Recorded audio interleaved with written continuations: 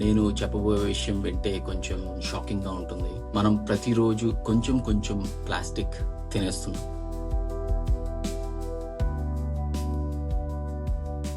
Hello అండి. ఈరోజు మన టాపిక్ చాలా ముఖ్యమైనది. మైక్రో ప్లాస్టిక్స్ అనే చిన్న చిన్న ప్లాస్టిక్ ముక్కలు ఇప్పుడు మన ఫుడ్, వాటర్, ఎయిర్‌లో కూడా వస్తున్నాయి. ఇప్పుడు లేటెస్ట్ రీసెర్చ్ ప్రకారం అవి మన మెదడులో కూడా చేరుకున్నాయి. సో ఈ మైక్రో ప్లాస్టిక్ అంటే ఏంటి? మైక్రో అంటే చిన్నది, లైక్ 5 కంటే చిన్నవని. ప్లాస్టిక్ అంటే మనకి అందరికీ తెలిసిందే. ఇది ఎక్కడి నుంచి వస్తున్నాయి? బాటిల్స్ లేదా కవర్స్ బ్రేక్ డౌన్ అయ్యాక, పాలిస్టర్ డ్రెస్సులు వాష్ చేసినప్పుడు రిలీజ్ అవ్వడం, కార్ టైర్స్ రోడ్డు మీద రబ్ అయ్యాక వచ్చే డస్ట్ లో, ఈవెన్ మన ఫేస్ కి వాడే స్క్రబ్స్ లో టైనీ బీడ్స్ ఉంటాయి కదా, అవి ప్లాస్టికే. నెక్స్ట్ క్వశ్చన్, ఇవి మన బాడీలోకి ఎలా వస్తున్నాయి? ఇప్పుడు నేను క్లీన్ గా తినేస్తున్నాను కదా, ఏంటిది అని డౌట్ రావచ్చు. బాటిల్ వాటర్ లో 90% మైక్రో ప్లాస్టిక్స్ ఉన్నాయని ఒక స్టడీ చెప్పింది. సముద్రంలో ఉన్న ఫిష్, ష్రింప్ లాంటి క్రీచర్స్ ప్లాస్టిక్ తినేస్తాయి. తిన్న తర్వాత అవి మనం తినడం వల్ల మళ్ళీ ప్లాస్టిక్ మన బాడీలోకి చేరుతుంది. సాల్ట్, మిల్క్, ఈవెన్ హనీలో కూడా కనిపించింది. ఇండోర్ ఎయిర్ లో కూడా ప్లాస్టిక్ ఫైబర్స్ ఉంటాయి.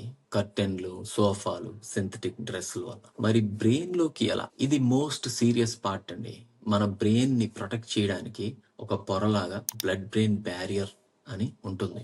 ఇది ఒక సెక్యూరిటీ గార్డ్ లాగా పనిచేస్తుంది. కానీ నానో ప్లాస్టిక్స్ అనే పార్టికల్స్ చాలా చిన్నగా ఉంటాయి. అందుకే వాటిని కూడా ఈ బ్లడ్ బ్రెయిన్ బ్యారియర్ ఆపలేకపోతుంది. మెదడులోకి వెళ్ళాక బ్రెయిన్ లో ఇరిటేషన్ వచ్చి ఇన్ఫ్లమేషన్ కాజ్ చేస్తాయి. బ్రెయిన్ సెల్స్ వర్క్ చేయడం చాలా స్లో అవుతుంది. Memory loss, brain frog, or మనకి సరిగ్గా క్లారిటీ అనేది ఉండదు. మూడ్ కూడా డిస్టర్బ్ అయ్యి ఫ్లక్చువేట్ అవుతుంది.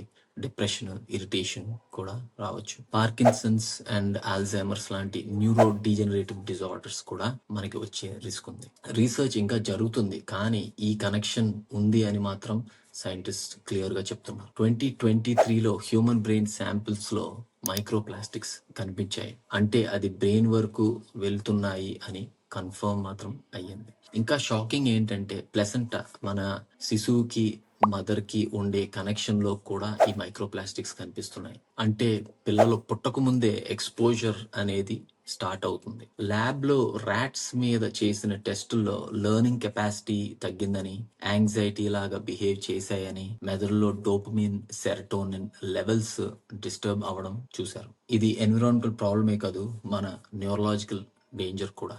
మరి ఇది ప్రివెంట్ చేయాలంటే ఏం చేయాలి? హవాక్ అవ్వకండి. మన చేతుల్లో ఏముందో అదే చేద్దాం. సింపుల్ గా ప్లాస్టిక్ బాటిల్స్ వాడకండి.